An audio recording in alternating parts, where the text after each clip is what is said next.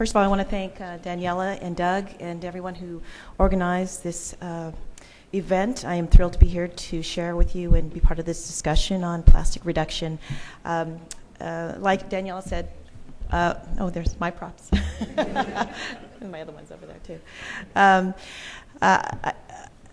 I have a little bit of a different background. I come from a healthcare perspective and public health. I was trained in my first career as a pediatric physical therapist and subspecialized as a feeding therapist. And I, for a long time, 20 years, fed little premature babies, sometimes as young as 26 weeks.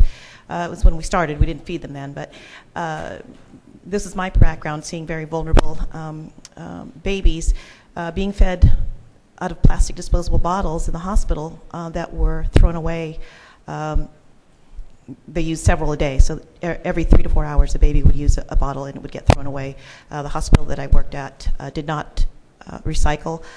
This disturbed me very much. And then at the same time, news was coming out about bisphenol A, the dangers of bisphenol A and the toxic chemicals leaching from plastic. So I myself started using glass bottles. I used Snapple bottles, and I kept rewashing them and reusing them over and over again. I don't know how many of you have done that.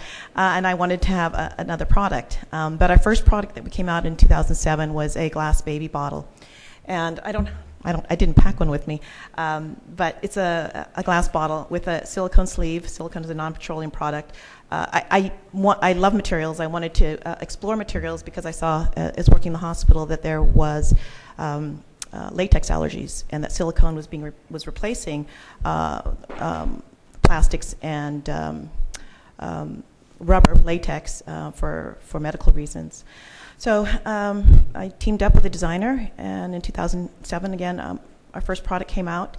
My partner is a designer and an architect, and I think the success of our for entrepreneurs, I think that the success of our business was that we had 3 key principles that we have kept true to and have started with, and that is that we wanted to make sure we had a really great design product. I think design is very important, and I think bad design costs as much as good design. The second was that we are eco-friendly, and we used everything that we used was researched carefully, and that the materials we used were very carefully chosen and researched. And the third thing, that our products had to be functional, that it wasn't a decorative thing, that it had to have function, safety, and cleanliness built in. Another thing was our packaging also had to be eco-friendly. We differ from a lot of companies in that we, from the very beginning, and we fight with our marketing department about this all the time, that's one of the challenges we face, this is it for our packaging. We don't have any plastic, stuff, sealing or anything like that. It's a paper label.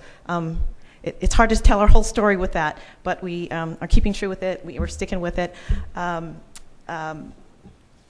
So I think how our products help with front end is obvious. We help cut down on disposable single-use plastic.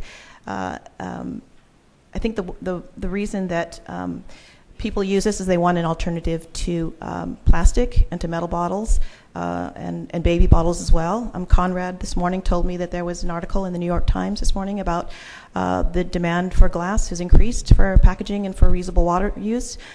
Because the scare of bisphenol A in plastics. And I think that is one of the things, as Danielle was talking about, that hasn't really been addressed or emphasized, is the health issues. Our company, Lifefactory, did a focus group with our key target customers and audience, and that is the mother. And the mother is the one who buys things for her family and her baby.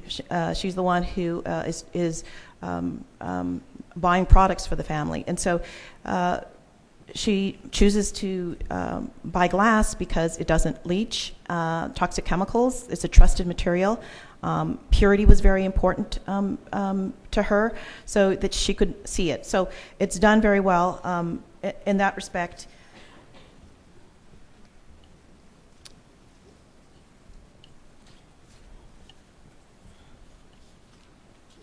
Let me get back. So the health issues of bisphenol A is one of the things that the mothers were very the question was what was most important to them, and it was the health and safety of her family. And I think that that's what is going to drive change in the plastic reduction, is